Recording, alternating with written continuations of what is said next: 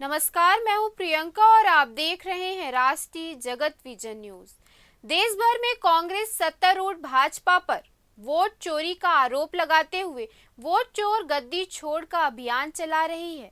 PM Modi को vote चोर कहने पर छत्तीसगढ़ के राजस्व मंत्री टंकराम वर्मा ने कांग्रेस पर पलटवार किया है। उन्होंने कहा कि निर्वाचन आयोग ने सबूत मांगे थे, लेकिन कांग्रेस कोई सबूत पेश नहीं कर सकी। जनता ने उन्हें एक लाइन में खारिज कर दिया है। वहीं प्रदेश और देश में कांग्रेस का जनाधार खत्म वाले सवाल पर कहा, कांग्रेस के पास अब बोलने को कुछ नहीं है। पीएम मोदी को पहले चौकीदार चोर कहा, अब वोट चोर बोल रहे हैं। वे जनता को गुमराह कर रहे हैं, लेकिन प्रदेश और देश में उनका जनाधार खत्म हो चुका है।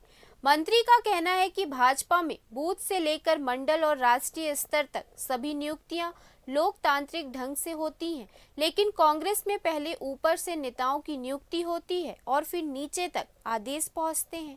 टंकराम वर्मा ने तो यहां तक कह दिया, कांग्रेस अध्यक्ष ऐसा बूथ अध्यक्ष चाहते हैं जो उनके आदेश पर कुत्ते की तरह भौंके। सुनिए आगे उन्होंने क्या कहा।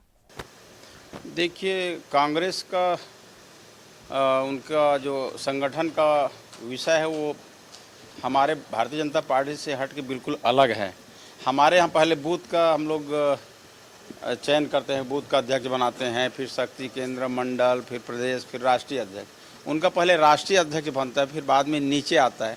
हमारे यहाँ लोकतांत्रिक व्यवस्था है, उसके हिसाब से होती है।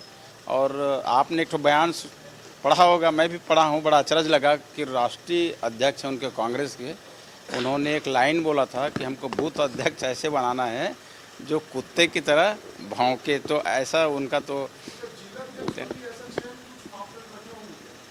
अभी तो वही बताएंगे। अब हमारे यहाँ के जो चुनाव हैं उसकी पद्धति से तो आप सब परिचित हैं, प्रजातांत्रिक तौर। देखिए, निर्वाचन आयोग ने उसको कहा है कि तुमको यदि ऐसा लगता है तो सबूत के साथ पूरा आओ ले करके, लेकिन अभी कभी खड़ा हुए नहीं, उसको सबूत के साथ जाना चाहिए। कभी ईवीएम मशीन पे उंगली उठाते हैं तो कभी कुछ करते हैं। कुल मिलाकर के क्या है, जनता इनको जो है एक लाइन में खारिज कर दिया है और ये अपना स्वीकार नहीं कर रहे हैं कि जनता ने हमको नकार दिया है। फिलहाल इस खबर में इतना ही। देश प्रदेश के खबरों से अपडेटेड रहने के लिए हमारे चैनल को सब्सक्राइब करें और नए खबरों के नोटिफिकेशन के लिए बेल आइकॉन जरूर दबाएं। नमस्कार।